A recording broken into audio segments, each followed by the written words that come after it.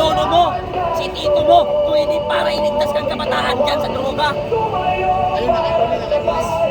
Tapos, ngayon, yung isa estudyante na pagdibate. Diba? Na dapat daw alisin ang ROTC. Kasi yan daw, marami yung namatay dahil dyan. Wala daw ipinakita na respeto yung ROTC, kaya dapat daw alisin. Isa kang malaking bugok na estudyante. Ang tinuturo dyan, disiplina. Tapos kayong mga kakamping, gusto nyo girahin ng China tapos ayaw nyo mag-mandatory training? Takot nga kayo mag-mandatory training tapos gusto nyo usubin ng China? Diba? Tapos galit sila, sinabi ni Robin Padilla na ang kabataan mahina. Galit na galit ang mga estudyante.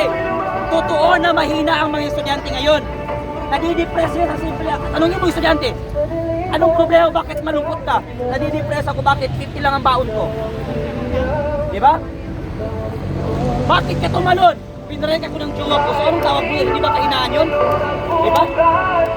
Ang gusto ng mga estudyante ngayon, mag-OGT sa taas ng bundok, magpa-recruit sa Kabataan Party List ni Renico at ni Raul Manuel. Yan ang gusto nila. Si Kiko Barsaga, sinasabi na si Bongbong Marcos magnanakaw. Ano ang ginawa ng House of Representatives? Sinuspende. Si Renico, harap-harapan ng pag-recruit sa mga estudyante. Bakit hindi mo suspende? Diba? So ibig sabihin, ang gobyerno natin ngayon, bulok na bulok ang sistema. So hindi tayo titigil ng mga Pilipino dahil sa pambababoy nila, pambabastos nila sa karapatan ng bawat Pilipino at pagpapalala nila kay PRD ng illegal sa dahig. Diba? Andiyan ang Supreme Court. Kataas-taas ang hukuman ng Republika ng Pilipinas. Bakit hindi siya dito? Diba? Eh, kung ano naman pala gagawin natin after ng presidente, mamuno, dadali sa dahig, huwag na tayo mag-abogado. Magkinggan na lang natin yung Soto. Kasi yan si Soto, namuti na ang buhok, hanggang ngayon bugok pa rin. Oh, si Gadon, ganun din. Gadon. Ay talagang hindi mananalo si BP Sara kung palakyan ang nakaw. Pero kung pagmamahal sa bayan ang pag-usapan, wala sila at Larry Gadon. Sabi nga ni Larry Gadon, bakit si BP Sara hindi madisbar-disbar? Eh katakot-takot na pagmumura ang ginagawa niya. Si BP Sara, nagmumura pero matalino. May ginagawa. Si Gadon, nadisbar kasi bugok. Eh kaya lang naman nakapasan sa bar exam kasi nangopya eh. Eh nung nalaman ng ano na nangopya pala, bugok pala, nadisbar ka agad. Kaya ngayon si Gadon, isang malaking bobo. Oh. Balik sa kanya ng bubo. Isang malaking bugok, bobo. Sino si Gadon? Si Gadon ay bobo. Pansang bubo. Pambansang bobo ng Pilipinas, Larry Gadon, bobo. Katero mo, saan ka makakita ang presidente sabi niya na adik? Eh ang galing-galing magsalita. Eh, matalino ba yung tatawagin mo? Mabuhay ang mga Pilipinas. Ilan ba ang Pilipinas? 10. Isa lang ang Pilipinas pero milyon ang Pilipino na walang tiwala sa iyo, Bongbong Marcos. Diba? Sino ang pansang bubo? Larry Gadon. Yan ang pambansang bobo sa Pilipinas, Larry Gadon.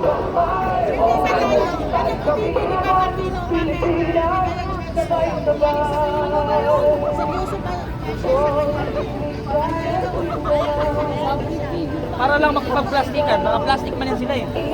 Eh sabihin niya, kailangan ibalik si Pierre dito. Para sa next election, makatakbo naman siya ulit. Di ba? Kaya itong mga estudyante na bumoto kay Bang Aquino, wala akong mga bobo yan. Kaya lang nila binoto si Bang Aquino dahil si Bang Aquino daw ang ng libreng kolehiyo. Oh. Ang principal author niyan, libreng kolehiyo na yan, si Ralph Recto. Kaya lang nasali dyan sila Bang Aquino kasi natural, senator sila eh. Pirma sila doon. Hindi lang si Bang Aquino ang pumirma. Lahat ang senator.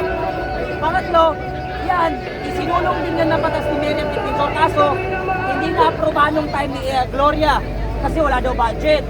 Pumalit na naman si Noynoy Aquino. Hindi aprobahan kasi wala daw budget. Dumating si PRD. Galit ang gabinete. Huwag mong pirmahan PRD, walang budget ang Pilipinas. Pero dahil sa mga estudyante, pinirmahan ni PRMD kahit walang budget ang Pilipinas.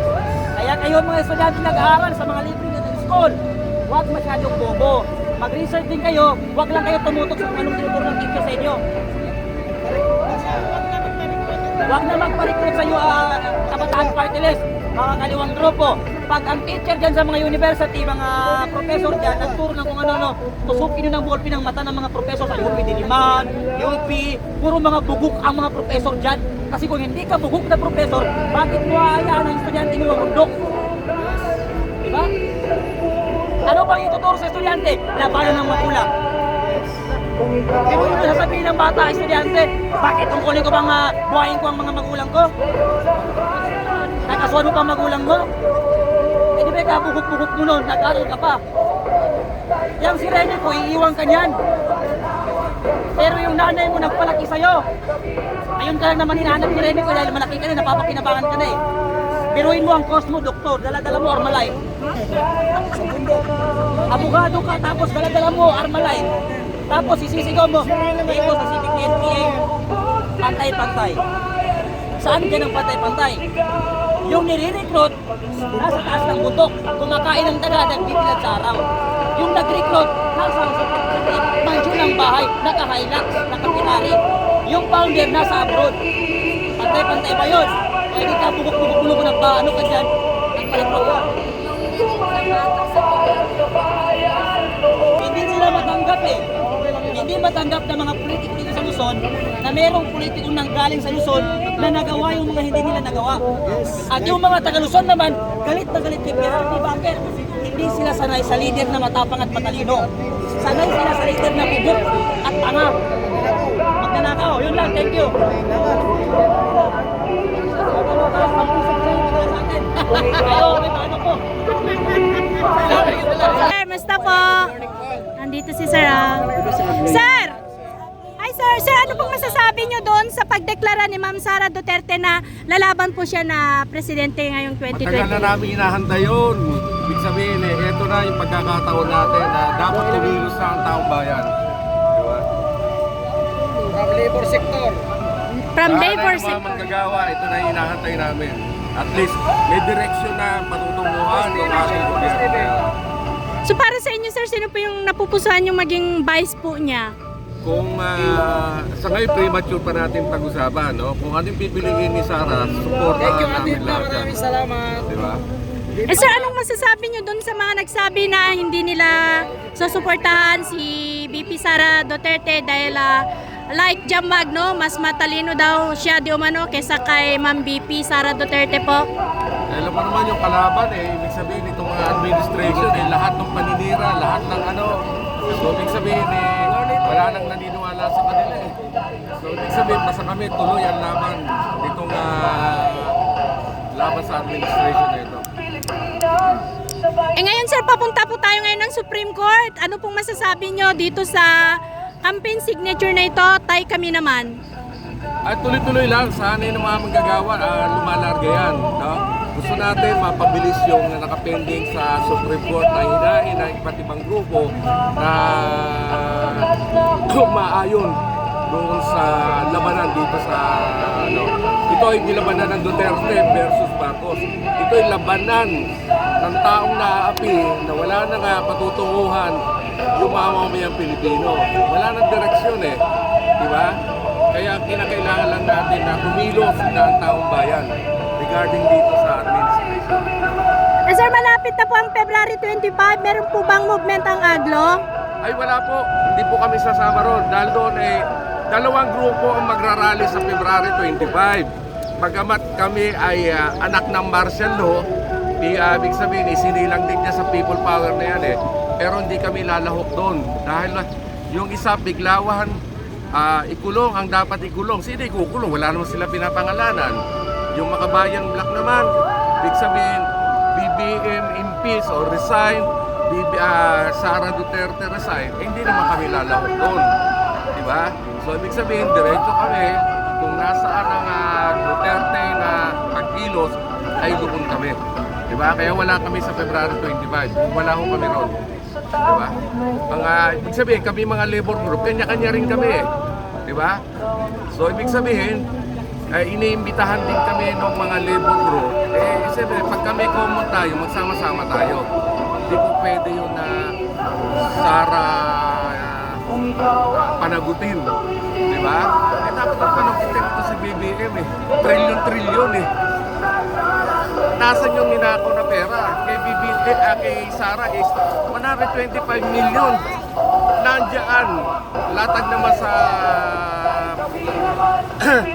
sa COA. Doon nila kunin kung ano yung paliwanag. Di ba? Kaya wala kami sa February 25. Sa March 11 kami sasama sa isang taon na pag-kidnap kay Tatay Digong. Mag-motorcade, lahat ng member namin, yung mga riders namin ng Plus, JNT, ang YTO. So, ibig sabihin, ilalabas namin sa lansangan. So yung movement niyo po sa March 11 po sir, saan at anong oras po para masamahan po namin kayo? Pag-uusapan pa namin yung details Basta importante, March 11, magsasama-sama kami. Ayan. Suporta doon kay Tatay Digong na isang taon na kinidnap, isang taon na kinulong, na wala namang kaso. Ngayon lang nila sasabihin, di ba? Anong hustisya, anong batas yan? Dapat dito nila husgahan. Dito sampahan ng kaso si Tatay Digong. Thank you sir. Thank you. Thank you.